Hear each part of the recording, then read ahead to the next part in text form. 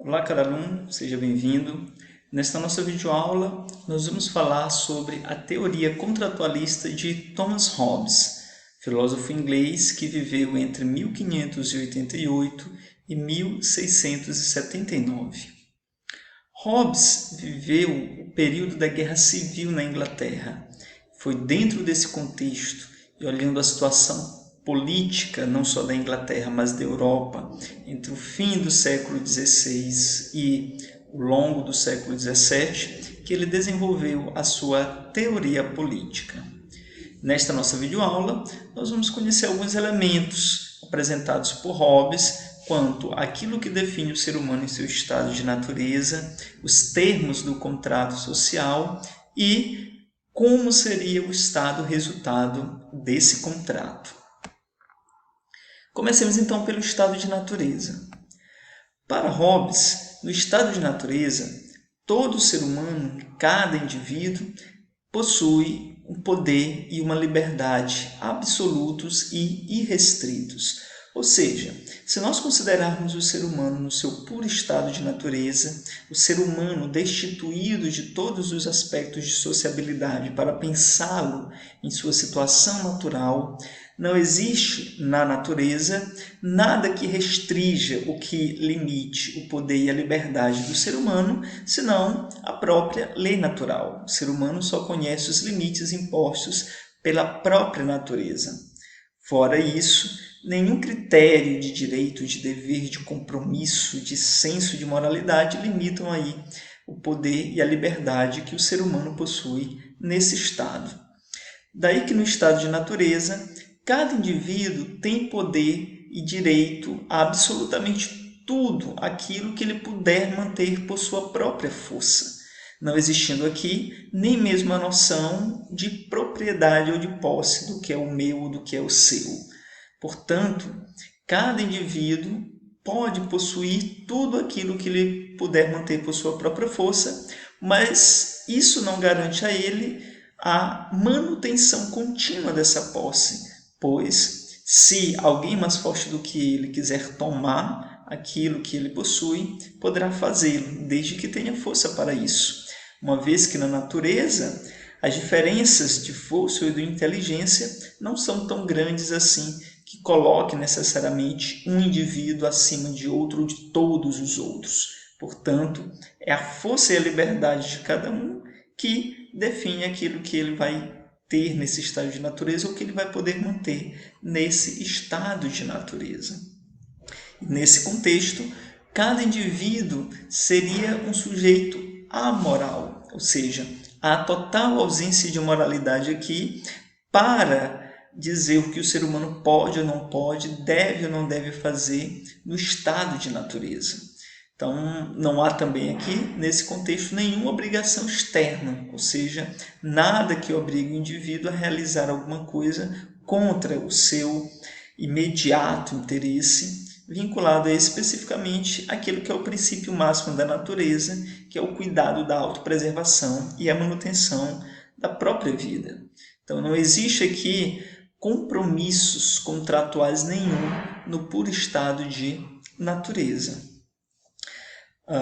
Portanto, é justamente por causa dessa situação, desse poder e dessa liberdade restrito, sem compromissos nenhum e sem nenhum senso de moralidade, que Hobbes definiu o estado de natureza como um estado de guerra de todos contra todos. Porque assim como eu posso tomar a posse de qualquer bem que existe na natureza, essa mesma posse pode ser tomada por qualquer um outro.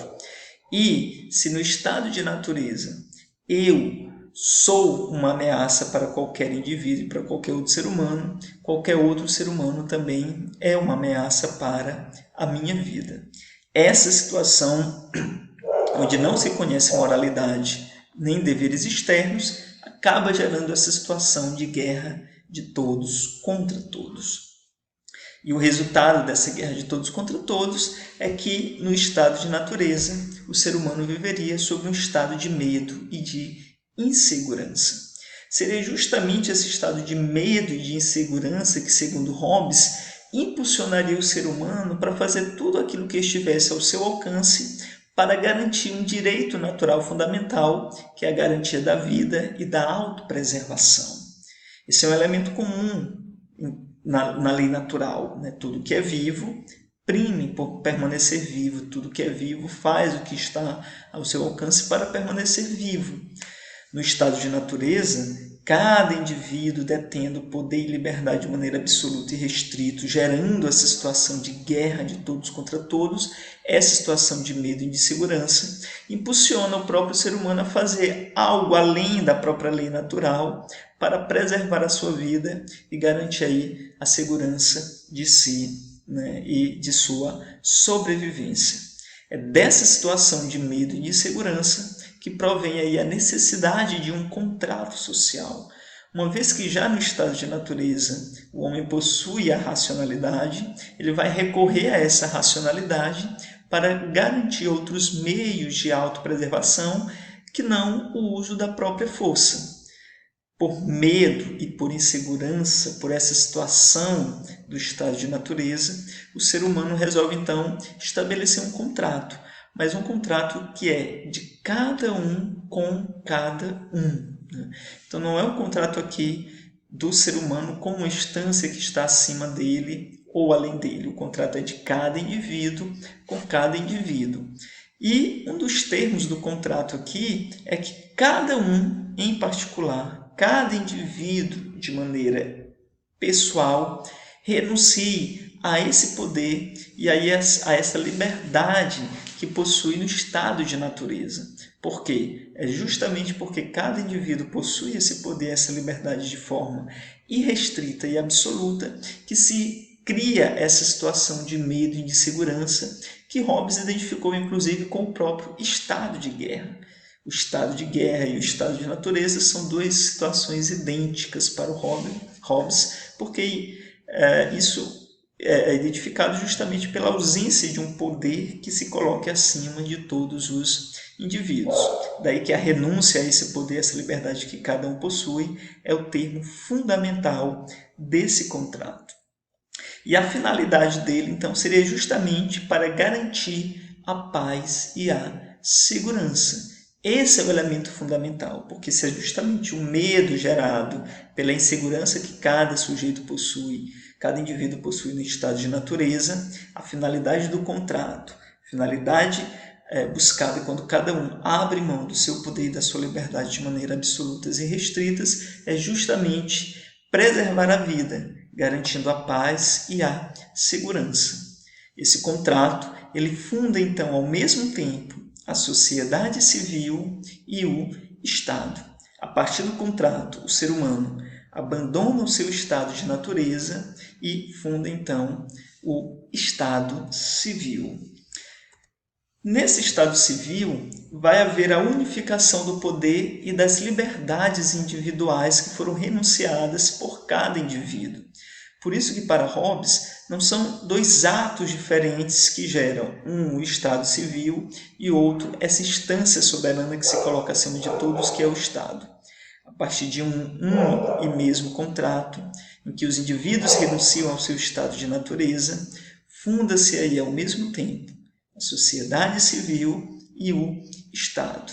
Ou seja, em vez de os indivíduos de um modo geral viverem agora segundo os princípios da natureza, segundo as leis da natureza, cada um renunciando a esse poder, a essa liberdade, todo esse poder e toda essa liberdade serão unificados nas mãos de um único e mesmo indivíduo, o soberano, de um único e mesmo sujeito, de uma única e mesma pessoa, melhor dizendo, que é justamente o soberano.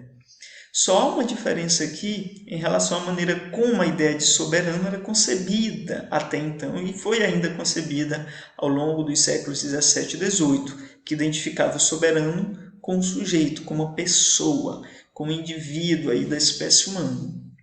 Esse soberano agora é representado pela figura do Estado, que não é uma pessoa física, mas um corpo moral ou um corpo político. O Estado ele resulta da unificação dos indivíduos. O Estado resulta dessa renúncia que cada indivíduo em particular faz do seu poder e da sua liberdade.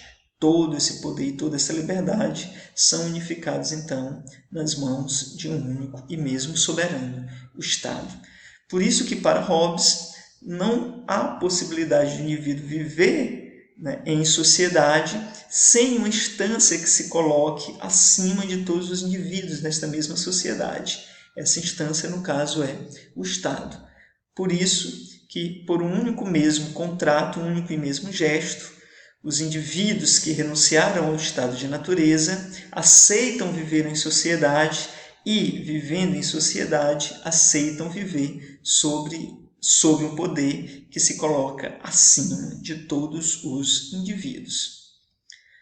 Esse poder, para Hobbes, ele tem que estar estabelecido de maneira absoluta e indivisível. Absoluta por quê? Porque na sociedade não pode haver ninguém e nada que tenha um poder igual ou superior ao poder do Estado. E nada escapa a esse poder. Dentro da sociedade, tudo está submetido absolutamente a esse poder. E esse poder também não pode encontrar-se dividido no Estado. Por quê? Segundo Hobbes, se há a divisão do poder do Estado, pode haver disputa de poderes, como acontece no estado de natureza. Quando cada indivíduo detém o seu poder de maneira absoluta e restrita, essa disputa de poderes, quem tem mais poder do que quem, ou quem consegue manter o que com o seu próprio poder, faz com que os indivíduos duelem entre si, disputem entre si pelos bens e gera-se daí o estado de guerra. Havendo divisão do poder do Estado, esse estado de guerra pode se estabelecer novamente por conta da disputa de poderes. Portanto, para que não haja disputa de poderes no Estado e na sociedade, é preciso que um único e mesmo soberano exerça esse poder de forma absoluta e indivisível. O que não significa necessariamente para Hobbes que esse poder seja exercido por uma única pessoa, ou seja, a forma como esse poder vai ser administrado não necessita precisamente ser de maneira monárquica, ou seja, um único sujeito exercendo todo o poder. Ainda que esse poder seja administrado por um grupo de indivíduos ou por uma assembleia inteira, é preciso que esse poder seja absoluto e indivisível. Sendo, então, o Estado detentor desse poder absoluto e indivisível, há, por parte dos indivíduos que agora são considerados cidadãos, ou seja, membros de uma cidade, a submissão à vontade do Estado. Ou seja, o Estado que se impõe agora com todo esse poder sobre a vontade de todos os indivíduos. E essa vontade do Estado vai ser manifesta por meio das leis, às quais os indivíduos, cidadãos, devem estar submetidos. A finalidade da lei é justamente mover as diversas partes do corpo político, né? Ou seja, os indivíduos, os cidadãos, para que aquela finalidade, que é a manutenção da paz e da segurança, possa ser de fato garantida. Daí que a ação conforme os instintos naturais ou as pulsões existentes no estado de natureza serão substituídas na sociabilidade pela moralidade, ou seja, o Estado, por meio das leis, estabelece também aí a moral que vai orientar o comportamento e a conduta dos indivíduos em sociedade. E a finalidade da imposição dessa vontade do Estado é justamente a garantia dos direitos naturais, sobretudo a proteção à vida e à segurança, porque é diante dessa situação de medo e de insegurança que faz com que cada indivíduo renuncie à sua situação natural para viver sob alguém que tem um poder absolutamente maior do que o seu, grandiosamente maior do que o seu, ordena-lhe o cumprimento de leis, impõe sobre si a sua vontade, mas é sob essa circunstância que o indivíduo vai poder então cumprir aquela que é o estabelecimento primeiro e fundamental da lei natural, que é a preservação da vida e a segurança e a paz. É por medo do estado de guerra de todos contra todos que o indivíduo aceita pactuar com os outros indivíduos para viver em sociedade sob a tutela do Estado. Obrigado e até a próxima.